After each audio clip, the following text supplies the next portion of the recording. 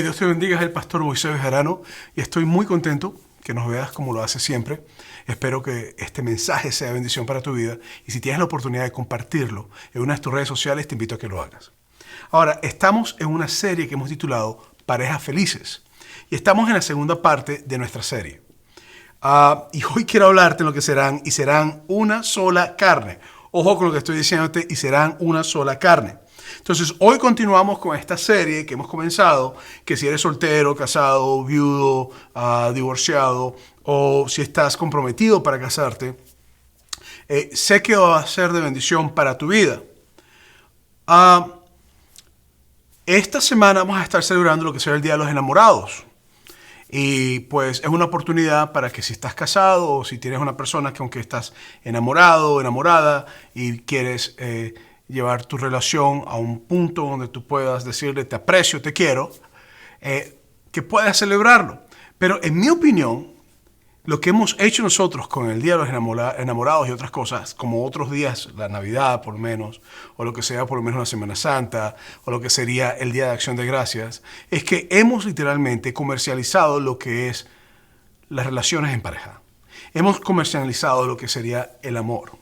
Y hemos llevado a hacer a veces a las personas pensar que en lo que tú gastas es un reflejo en realidad de la importancia de que una pareja tiene entre sí. Y la verdad es que, en mi opinión, cuando una persona se aman y se quieren y está en una pareja, hombre y mujer casados, como Dios lo ordenó y como Dios lo bendice, automáticamente lo que tú tienes que hacer es mantener una relación que fluya cotidianamente y no solamente en un día. Y sé que es muy difícil a veces hacer esto por los trabajos y las cosas, las dificultades, pero es importante que pueda haber esa coinonía y esa amistad que siempre va dentro de una pareja. Entonces, al hablar de parejas, al hablar de relaciones que dirijan al casamiento de una persona, que dirige hacia esa dirección, es importante que hablemos acerca del sexo. Y sé que para muchos esto es un tema tabú, pero está en la Biblia por todos lados. Y la Biblia te lo habla sin ningún tipo de tapujo, al contrario, te da guiamientos y te da consejos que son importantes para que la responsabilidad y el compromiso que el sexo conlleva no te hagan daño en tu vida. ¿Es que acaso el sexo puede hacer daño? Bueno, el sexo no, pero las consecuencias de un sexo no mal hecho o no hecho en una relación que es adecuada. Entonces, te hago una pregunta. ¿Cuándo fue la primera vez que escuchaste sobre el sexo? ¿Cuántos años tenías? A lo mejor eras un niño chiquito viendo televisión y viste un chiste en la televisión o viste un comercial o simplemente escuchaste a alguien mencionar la palabra. A lo mejor fue en una conversación con amigos, a lo mejor fue en una escuela, una clase de biología.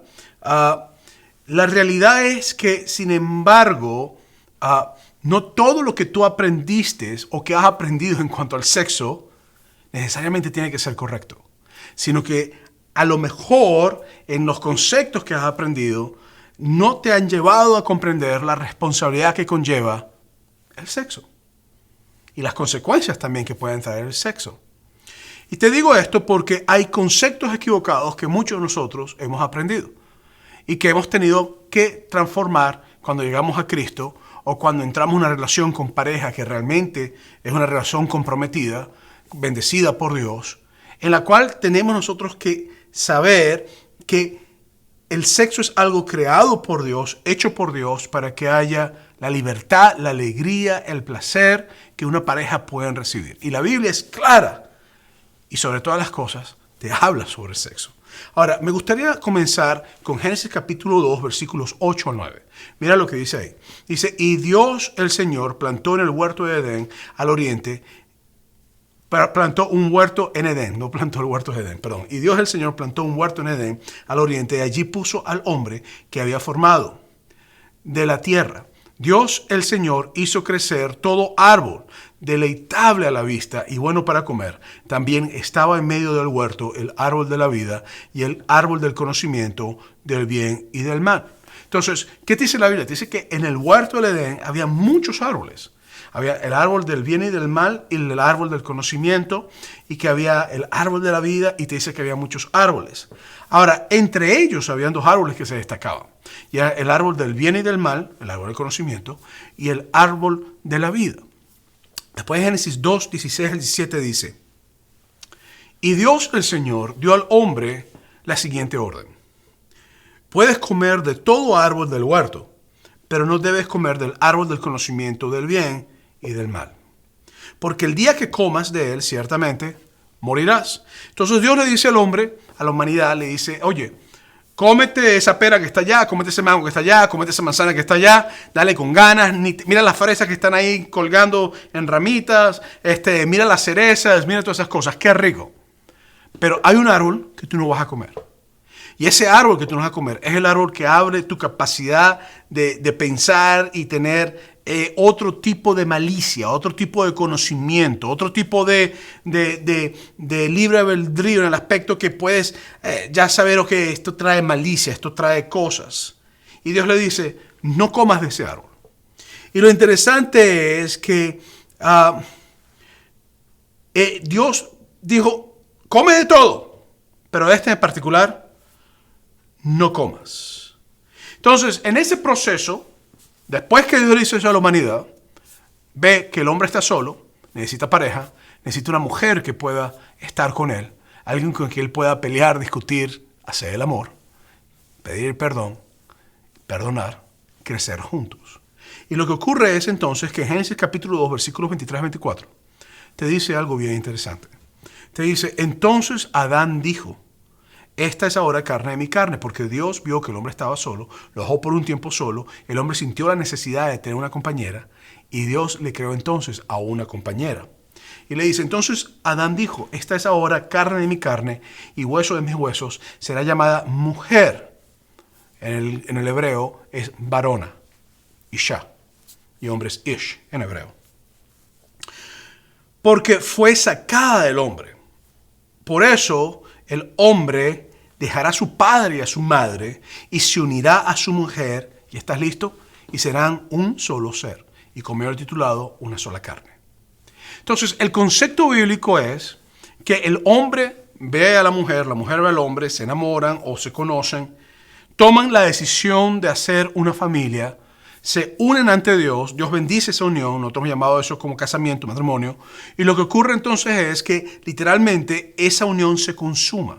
Ya no solamente en lo emocional, no solamente en la parte espiritual, que ambos pueden buscar a Dios juntos, sino también en lo físico, donde hay caricias y donde ocurre una relación íntima entre dos personas.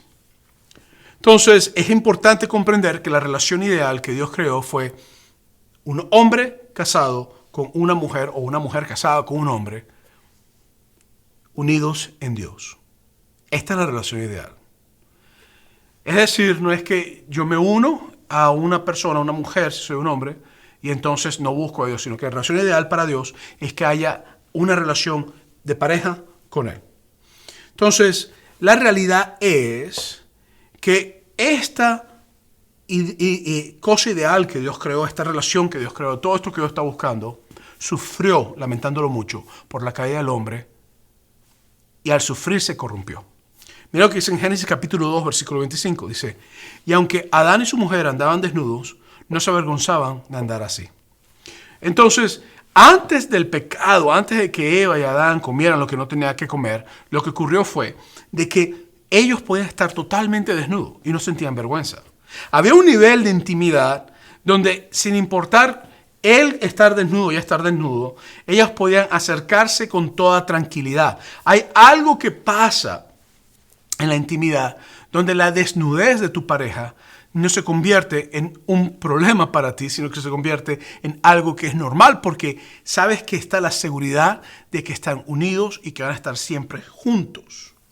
Entonces, en Génesis capítulo 3, versículo 1 te dice: la serpiente, y te está hablando referente a lo que nosotros sabemos que es alegórico a Satanás, Y sabemos que Satanás antes de ser Satanás, era un ángel que estaba en el cielo, que se llamaba Lucifer, y que Lucifer cayó por su pecado de falta de amor a Dios y por su orgullo, y entonces fue expulsado del cielo. Y te dice entonces que la serpiente, hablando del animal, la serpiente astuta, antigua, era el animal más astuto de todos los que Dios, el Señor, había creado. Así que le dijo a la mujer, así que Dios te ha dicho a ustedes que no coman de ningún árbol en el huerto. En primer lugar comienza a decirle a Eva, tú no puedes comer ningún árbol porque eso es lo que Dios te dijo. Y ella dice, no, Dios me dijo que pueda comer de este, pero me dijo muy claramente que no comiera de ese. Entonces el tentador comienza de antemano a causar ya una transversa la verdad de lo que Dios ha dicho. Porque Dios en ningún momento le dijo a Eva o a Adán, tú no puedes comer de todos los árboles.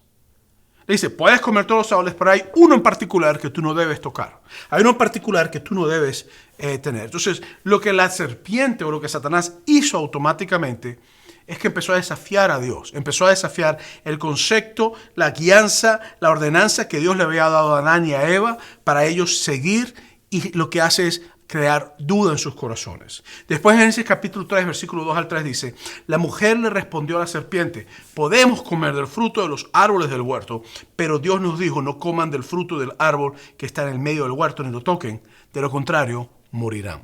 Y te dice claramente que la mujer le explica a la serpiente, oye, mira, vale, estás equivocado. Dios me dijo que pueda comer de todo, pero de ese no en particular. Entonces el enemigo empezó a crear duda.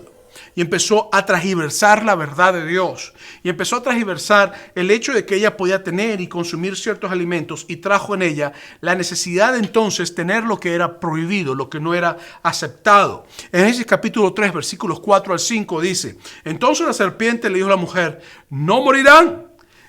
Dios bien sabe que el día que ustedes coman de él, les abrirán los ojos y serán como Dios, conocedores del bien y del mal. Entonces la Biblia dice después Génesis 3, 6 al 7, la mujer vio que el árbol era bueno para comer, apetecible a los ojos y codiciable para alcanzar la sabiduría. Tomó entonces uno de sus frutos y lo comió, y le dio a su marido que estaba con ella, y él también comió. En ese instante se le abrieron los ojos a los dos y se dieron cuenta que estaban desnudos. Entonces tejieron hojas de higuera y se cubrieron con ellas. Aunque el fruto prohibido no era el sexo, como muchas personas dicen, que el sexo es el fruto prohibido. Y aunque esto no te está hablando acerca de una alegoría del acto sexual, la realidad es que así como habían restricciones en el huerto de Dios para tener de ese árbol en particular, también Dios nos ha dado a nosotros guiamientos y lineamientos que van dirigidos hacia el acto sexual. Y eso tiene su porqué. Porque el acto sexual bíblico, conforme a lo que Dios ha mandado hacer, debe ser entre una pareja, hombre y mujer, o mujer y hombre, que han sido unidos en un compromiso y bendecidos por Dios. Y esto es importante que nosotros lo comprendamos. Entonces, el sexo es algo que Dios lo creó. Pero con la caída del hombre, no solamente el sexo, las relaciones, las amistades, el concepto del tener, el concepto del querer, todo lo que nosotros tenemos ha sido corrompido por nuestro pecado. Y nuestros deseos insaciables de tener más, y sobre todo es el deseo de poder hacer las cosas y no sentir consecuencias por lo que hacemos. Todo lo que yo tengo, la manera en que yo me muevo, ha sido transgiversado. El amor que Dios creó, que fue algo tan hermoso, se ha convertido hoy en día para muchos en algo ligero, en algo que no tiene valor alguno.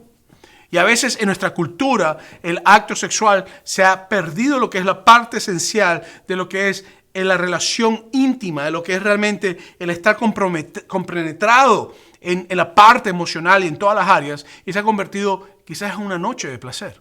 Se ha convertido no solamente en una noche de placer, sino que se ha convertido en, bueno, si funciona, funciona, si no funciona, no funciona. Se ha convertido en algo, bueno, es que no me funciona déjame si trato a este.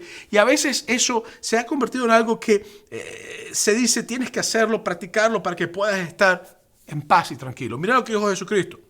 Jesucristo dijo en Mateo capítulo 19, versículos 4 al 6, dijo, Él le respondió, ¿acaso no ha leído que en el principio el Creador, hombre y mujer los creó?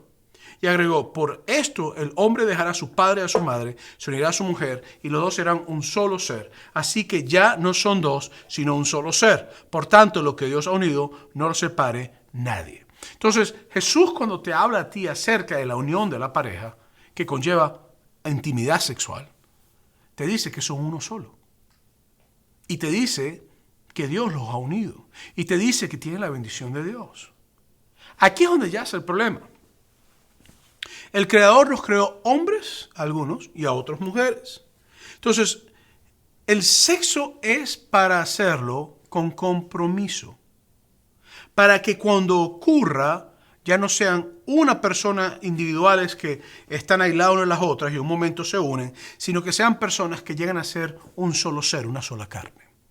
Personas que puedan comprender que esa relación de compromiso los lleva a tener una vida juntos, los lleva a luchar juntos, a pelear contra los obstáculos juntos, a andar en una relación familiar juntos, a tener hijos, a reprocrearse, a vivir en paz, estar en armonía con todas las cosas. Entonces, al igual que todos los mandatos que Dios nos han dado, que Satanás ha buscado la forma de corromperlos y que nuestra sociedad y nuestra cultura a veces se ha aliguanado, se ha aligerado las cosas y ha perdido el valor y el peso de las cosas, el sexo no es la excepción. De hecho, es algo que ha sido hecho tan ligero para muchos. Entonces, tal como todas las cosas que hay, que muchas son muy buenas, pero tienen que ser usadas correctamente, así también es el sexo. Pero hay una cosa que Dios dijo que es permanecer dentro de los límites de la relación matrimonial, y son las relaciones sexuales, relaciones intimidades. Y esto tiene sus razones. Yo no quiero que tú pienses de que Dios no quiere que tú tengas placer, que no disfrutes la vida, que no la pases bien. Hay varias razones que yo he comprendido a lo largo de los años como pastor, tratar con miles, no estoy exagerando, con miles de conversaciones con personas casadas, divorciadas, enviudadas, solteras, personas en relaciones sin casarse, miles de relaciones. Yo lo hago comprender varias cosas. Una de ellas es que el sexo sin compromiso a la larga siempre causa dolor emocional. El sexo sin compromiso a la larga siempre causa dolor emocional. ¿Por qué? Porque te metes en una relación, te enamoras de una muchacha, eres un hombre, una muchacha enamora de un hombre, piensa que va a llegar a ser, puedes hasta vivir juntos, hasta tener hijos, de repente llega el hombre y dice, ¿sabes qué? Me cansé, no quiero más. Se para y se va. No busca ni siquiera a veces la forma de arreglarlo. Y esto no lo he visto yo una vez, lo he visto muchísimas veces. Llegaste un día, conociste a un tipo, te metiste con él, llegaste un día, te conociste a una muchacha, te metiste con ella, pasó una noche, pasa después con otra persona, o sea, hay tantas razones por las cuales el sexo sin compromiso causa dolor emocional. Sexo sin compromiso se convierte en una forma de satisfacer nuestras necesidades mientras la otra persona pueda llegar a ser simplemente un objeto de placer. Entonces, el sexo sin compromiso es algo que me puede llevar a mí a tener una persona como simplemente algo que yo utilizo o alguien que yo utilizo, donde realmente no me importa sus sentimientos, no me importa cómo se llama, no me importa si tiene un problema familiar o no, si tiene una situación buena o no, pero como me gusta, tiene el cuerpo que me gusta, tengo las necesidades que yo tengo, o yo digo que una necesidad que yo necesito llenar, voy, consumo mi necesidad, consumo mi placer y se acabó el problema. Entonces, sexo sin compromiso no valora la relación, al contrario, complica las cosas. Complica las cosas. Las hace difíciles. Sexo sin compromiso pueden llevarte a relaciones con fecha de expiración, porque no hay compromiso. Entonces, esas son cosas que hay, aparte que el sexo sin compromiso es algo que te aleja de Dios, porque si no hay el compromiso y la responsabilidad de una pareja, de unirte ante Dios y vivir para Dios y vivir para tu pareja, entonces tú estás usando a esa persona. Aunque quizás no lo sientas así, pero es el resultado final que va a ocurrir. Y cuando te canses te vas a ir y simplemente no va a llegar a un punto donde puedan ser consumados. Por lo tanto, es un acto egoísta que va en contra de lo que Dios nos ha mandado a hacer, amar a tu prójimo como a ti mismo. Y yo creo que a ninguna persona le gusta que alguien juegue con ellos. Y yo creo que a ninguna persona le gusta ser maltratado, a ninguna persona le gusta pasar por eso. Y si le gusta ser maltratado, eso tiene un nombre, masoquismo, y lo cual no es nada normal psicológicamente hablando. Entonces, es importante comprender nosotros esto. Ahora, bíblicamente, cada vez que te unes a tu pareja, te haces una sola carne con ella. Y que si estás unido con tu pareja, eres una sola carne. Entonces, sexo con compromiso nos da intimidad con Dios y con nuestra pareja. Sexo con compromiso nos da seguridad familiar. Sexo sin compromiso puede traer enfermedades venéreas, pueden traer hijos no deseados. Trae a veces a niños solos, sin padre o sin una madre. Sexo con compromiso tiene la bendición de Dios en tu vida. Entonces, Satanás les dijo a Eva lo que también te dice a ti, me dice a mí hoy, que nos dice, Dios no sabe lo que Él te está diciendo. Eva, come del fruto, no ha pasado nada. Al fin y al cabo llegas a ser como Dios. Y te dice a ti, no tienes ningún problema de límite del sexo, practica el sexo como te da la gana. No tengas compromiso con la persona con que estás teniendo estas relaciones. Disfruta, al fin y al cabo todo es en cuanto a ti. Lo interesante es que hoy nos dice lo mismo a nosotros. Y la realidad es que Dios sabe lo que Él creó y Él sabe las consecuencias de lo que Él creó para nosotros si no es hecho de la manera adecuada.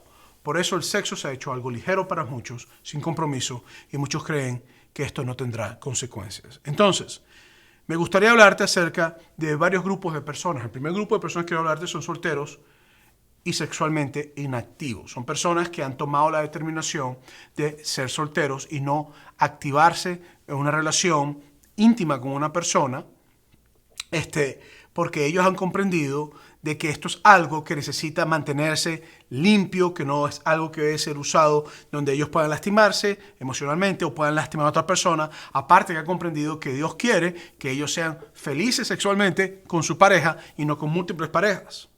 Y que se ha hecho bajo un compromiso de bendición. Entonces, en 1 Corintios capítulo 6, versículo 12 dice, todo me es permitido, pero no todo me conviene. Ojo con esto. Todo me está permitido, pero no permitiré que nada me domine. Entonces, porque tú sigas las reglas y tú sigas lo que Dios te dice, Dios no va a amarte más por eso. No hay nada que tú hagas que va a hacer que Dios te ame menos o te ame más. Lo que yo sí te puedo decir a ti es que el beneficiado de seguir esta regla que Dios ha dado y el beneficiado de tener una cercanía a Dios en cuanto a esto somos nosotros. Por eso en 1 Corintios capítulo 6, versículos 13 te dice, los alimentos son para el estómago y el estómago para los alimentos, pero Dios destruirá tanto al uno como a los otros, y el cuerpo no es para la inmoralidad sexual, sino para el Señor, y el Señor es para el cuerpo. Entonces, cuando yo soy una persona que yo he comprendido que mis partes sexuales, que mis órganos sexuales no son literalmente para yo utilizarlos de la manera que no va con Dios, entonces Dios me está diciendo de que hay bendición en mi vida. Y por eso es que yo debo comprender que como creyente la diferencia en lo que es justificación y lo que es santificación. La justificación es por la fe en Cristo, es decir, yo soy justificado por creer que Cristo murió por mí en la cruz del Calvario y que Él va a transformar mi vida y que yo pertenezco a Él.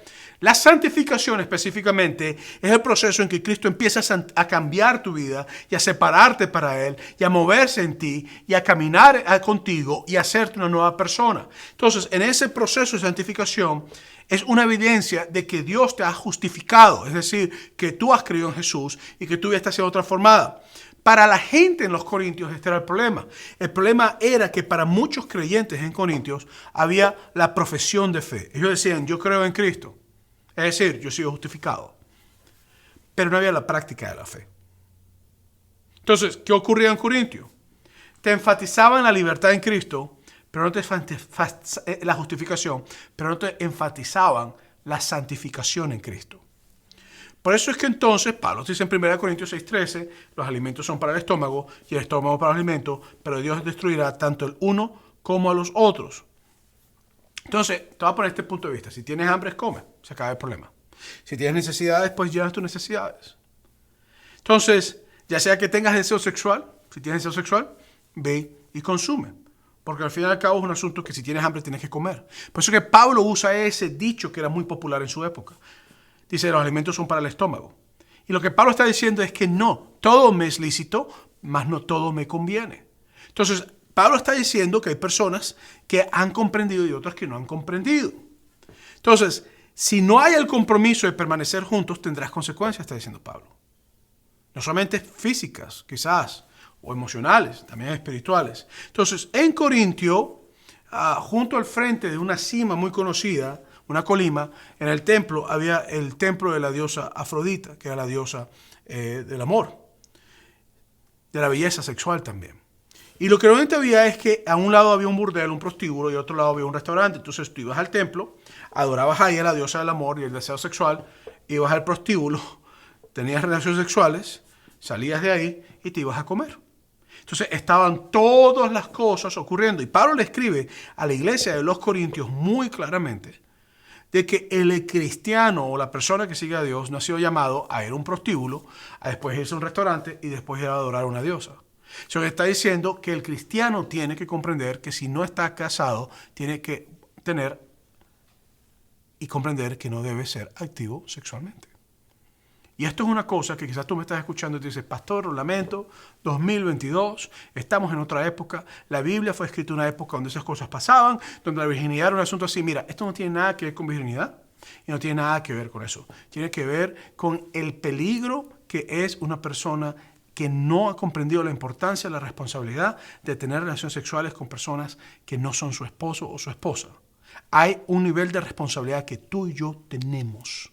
Y hay consecuencias si no tenemos un nivel de responsabilidad. Por eso es que en 1 Corintios 6, 3 al 17 te dice, y el cuerpo no es para la inmoralidad sexual, sino para el Señor.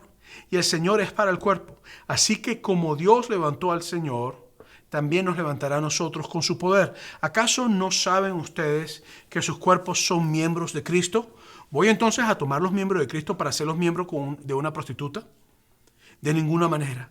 ¿Acaso no saben que el que se une con una prostituta se hace un solo cuerpo con ella? La Escritura dice, los dos serán un solo ser, pero el que se une al Señor es un espíritu con él. Entonces, Pablo está diciendo, si tú visitas una prostituta, si tú vas y te metes con una mujer, pero no te casas con ella, o te metes con un hombre, pero no te casas con él, ya te hiciste una sola carne con él. Y hay algo de ti que quedó en esa persona. Y te está diciendo, tienes que comprender que la intimidad sexual no es algo que debe ser tomado ligeramente, no es algo ligero, un deporte, sino es algo que ocurre entre dos personas que es como si estuvieran desnudos y no tienen vergüenza el uno del otro, sino que pueden disfrutar realmente estar juntos y que va más allá de una intimidad sexual, que hay una intimidad física, que hay una intimidad emocional y que hay una intimidad espiritual y que hay una intimidad que tú sabes que te puedes morir a los 80, a los 50 años y esa persona va a estar contigo. Donde te va a conocer, donde va a saber quién tú eres. Y eso es lo que Pablo está diciendo. Y dice que no entremos en inmoralidad sexual. Inmoralidad sexual es todo aquello que va en contra de lo que es moral, en todo aquello que es moral sexualmente, en todo aquello que hace daño. Entonces, el sexo en realidad es una cosa hermosa y es una intimidad y una expresión íntima de intimidad total para dos personas que se han comprometido y que han buscado la bendición de Dios. Son dos convirtiéndose en uno. No podemos separar lo físico con lo espiritual. Tú no puedes separar tu cuerpo de tu espíritu. Está en este cuerpo. Entonces, nuestras vidas se unifican a Cristo y como pareja nosotros honramos a Cristo. De hecho, Dios hace una alegoría entre la esposa y el esposo y dice que la iglesia es la esposa y que eres el esposo. Y te dice que el esposo tiene que estar dispuesto a morir por su esposa. Si tú te acuestas con una persona hoy y tú, literalmente, no tienes una relación de compromiso con esa persona no está dispuesta a morir por ti.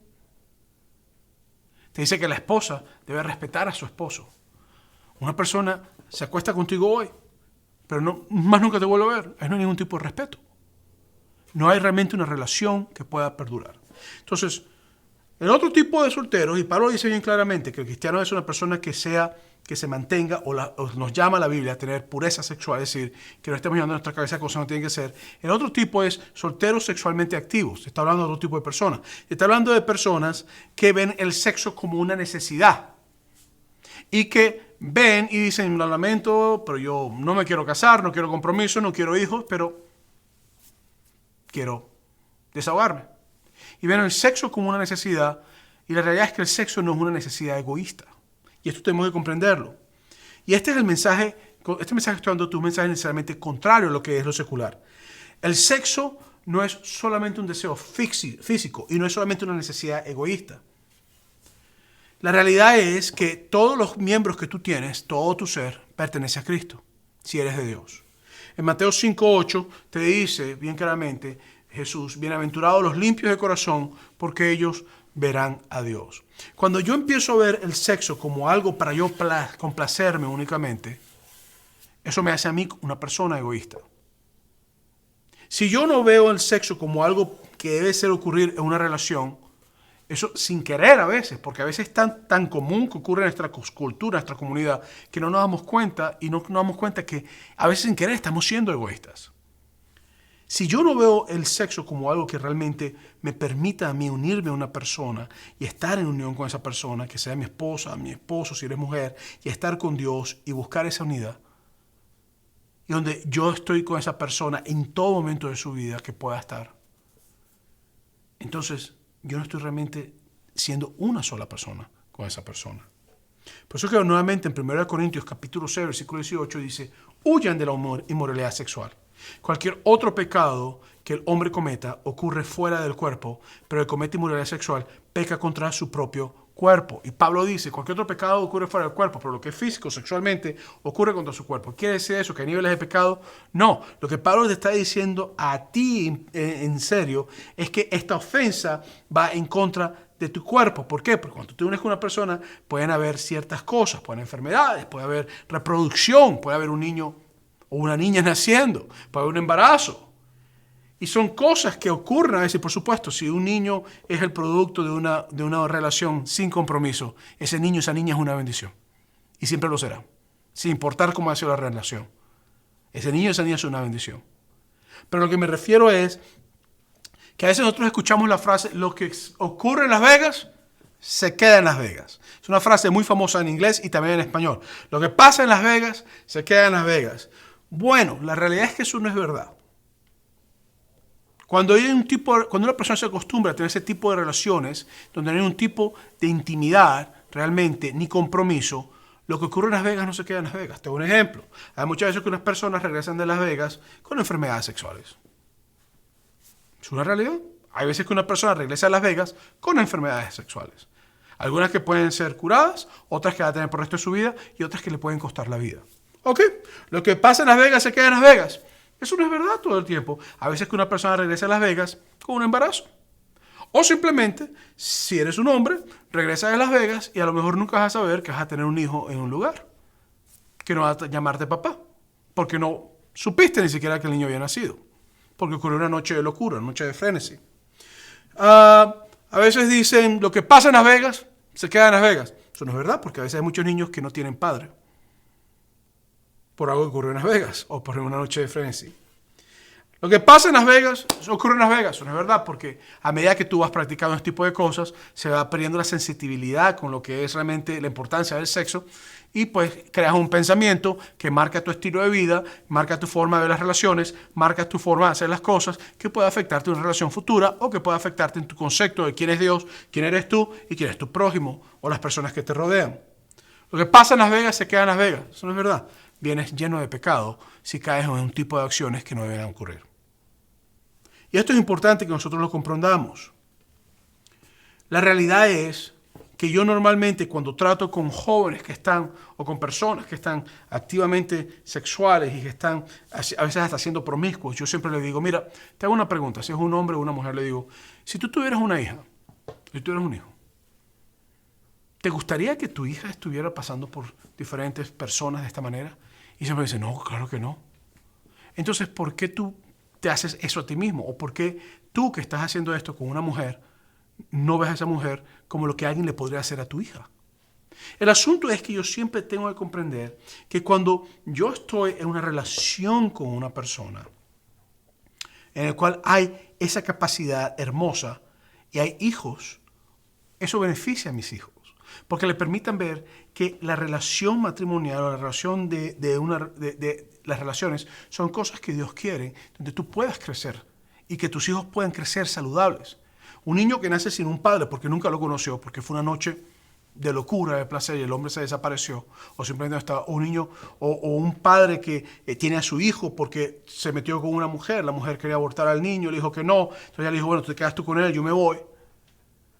Ese niño siempre, no es que no es que va a crecer mal, porque si el padre o la madre es lo que tienen que hacer, va a crecer bien. Pero me refiero a que no es el modelo que Dios creó. Dios creó un modelo donde haya realmente una familia en la casa. Entonces, cuando las personas están casadas juntas, hay beneficios en todas las áreas. Hay beneficios financieros. Si tú eres una persona que no estás casada, te quitan más impuestos, por lo menos en Estados Unidos. Hay beneficios para los niños, hay beneficios para ti porque ahora los dos están luchando juntos, están peleando juntos contra las cosas, están trabajando juntos, están echando para adelante. A eso es lo que la Biblia dice, que sea una sola carne. Por eso es que en 1 Corintios 6, versículo 19 al 20 dice, ¿acaso ignoran que el cuerpo de ustedes es templo del Espíritu Santo que está en ustedes y que recibieron de parte de Dios y que ustedes no son dueños de sí mismos porque ustedes han sido comprados, el precio de ustedes ya ha sido pagado? Por lo tanto, den gloria a Dios con su cuerpo, en su espíritu, los cuales son de Dios. Lo que está diciéndote Dios es que tú perteneces a Dios, que tu cuerpo pertenece a Dios, no que pertenece a una relación que no agrada a Dios, que no pertenece a una relación que puede causar dolor emocional. Sí, mucho placer en un momento, pero quizás puede causar dolor emocional, que quizás puede causar mucho placer en un momento, pero no va a causar quizás a un niño con padre, o a un niño con madre, o a una relación familiar que es saludable para ti. Te está diciendo que tú perteneces a Dios. En el mismo versículo que te habla de moralidad sexual, te está diciendo que tú eres templo de Dios, no templo de actitudes que a Dios no le agradan. Es decir, que tú, así como Dios habita en la iglesia, Dios habita en tu corazón. Entonces, por eso que te dicen, honren a Dios con sus cuerpos. Si tú eres una persona que me estás viendo y dices, yo soy cristiano, pero estás sexualmente activo en este momento y no estás casado, yo quiero decirte que Dios te manda que lo honres. Si ha pasado y si es algo que en realidad estás en una situación difícil, Dios te está diciendo que tú tienes que honrar a Dios con tu cuerpo y con tus relaciones. Si tienes 20 años en una relación ya y tienes hijos y las cosas están marchando bien y tú quieres casarte, cásate. No sigas viviendo de esa manera. Hay veces que las personas me dicen que yo no me caso porque yo no sé si esta es la persona adecuada. Entonces, ¿qué haces tú con esa persona si no sabes que es la persona adecuada? Es que yo quiero ver si es la persona adecuada. En ese proceso pasan 3 años, 4 años. Después viene un chamito, un niño. Y sigues 20 años y tú sigues pensando si es la persona adecuada. Así no es las relaciones. Eso te va a hacer daño.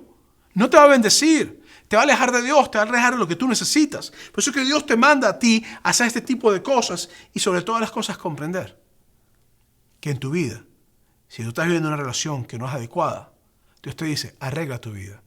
Si amas a la persona y las cosas están funcionando bien, cásate. Y si no, toma una decisión. Entonces, para algunos que viven juntos sin casarse es porque los beneficia financieramente. En el matrimonio también es lo mismo. Para algunos es porque ya tienen hijos ya involucrados y no quieren dejar a los niños sin pareja. Para algunos es porque es parte de la corriente popular. El matrimonio ha perdido su valor. Dice, yo no me voy a divorciar, no me voy a casar para divorciarme. Hay un problema, es lo que estaba diciendo.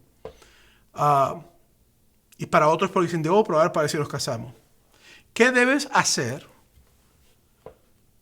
para avanzar hacia el matrimonio si estás viviendo con una persona? ¿Qué debes hacer? Esa es la pregunta que tienes que hacerte. ¿Por qué no me he casado con esta persona? ¿Qué debo hacer para casarme con esta persona y hacer las cosas legales ante Dios y ante la ley? Mi pregunta es que si ya tienes hijos y amas a las personas, entonces, ¿por qué no te casas? Esto es importante que lo comprendamos. Una boda no tiene por qué ser costosa. Nosotros, cuando una persona está viviendo juntas y tienen tiempo y vienen al Señor y se convierten a Cristo y sus corazones pasan por un proceso de transición y si yo quiero hacer las cosas bien, me dicen, pastor, cáseme y yo los caso. Una ceremonia a veces privada, sencilla, sin mucho, así ocurre. Y eso trae el bienestar y la seguridad de que están unidos ante Dios y ante la ley. En Romanos capítulo 12, versículo 1 dice así. Así que, hermanos, yo les ruego por las misericordias de Dios que se presenten ustedes mismos como un sacrificio vivo, santo y agradable a Dios, así como debe ser adorar a Dios. Ahora, también hay otro tipo de parejas que serán las casados con problemas relacionales. Estamos hablando de personas que están casadas, pero la relación no está funcionando tan bien y la parte sexual no está funcionando también como debería funcionar. En 1 Corintios 7, 1 al 5 dice: en cuanto a los temas que ustedes me escriben, lo mejor para los hombres y mujeres sería no tener relaciones sexuales. Pero por causa de la inmoralidad sexual, cada hombre debe tener su propia esposa y cada mujer su propio esposo. El marido debe cumplir el deber conyugal con su esposa, hasta no tener relaciones sexuales, lo mismo que la mujer con su esposo. La esposa ya no tiene poder sobre su propio cuerpo, es decir, tú como mujer, cuando te casas, tu cuerpo es para tu esposo. Y te dice, sino su esposo. Y tampoco el esposo tiene poder sobre su propio cuerpo, sino su esposa. Entonces, si tú eres hombre y tienes tu esposa, ya tu cuerpo pertenece para tu mujer, es decir, es para el uso de ella, no para otra mujer. Entonces te dice, no se nieguen el uno al otro, o a no ser por algún tipo de mutuo consentimiento para dedicarse a la oración, pero vuelvan luego a juntarse, no sea que Satanás los tiente por no poder dominarse. Entonces Pablo dice, hay una situación en el cuerpo humano, hay una necesidad de estar con otra persona. Y te dice Pablo que el mandato aquí tiene que ver con que la pareja disfrute las relaciones íntimas.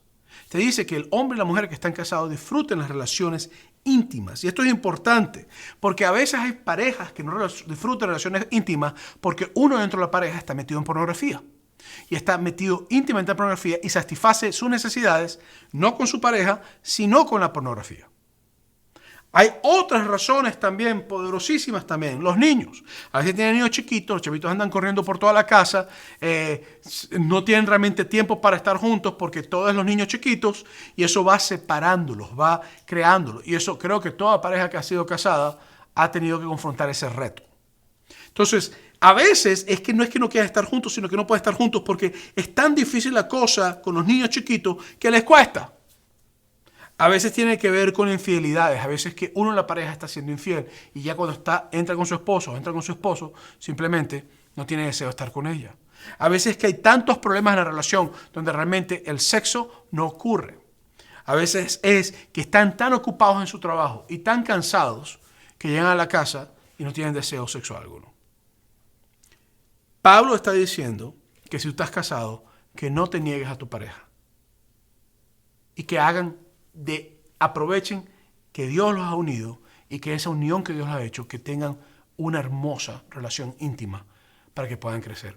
Una pareja que no está siendo activamente sexual normalmente es un indicativo de que hay algo que hay que arreglar y algo que cuesta, algo que trae cierto nivel de problema. Entonces, el otro tipo de parejas son casados con buenas relaciones.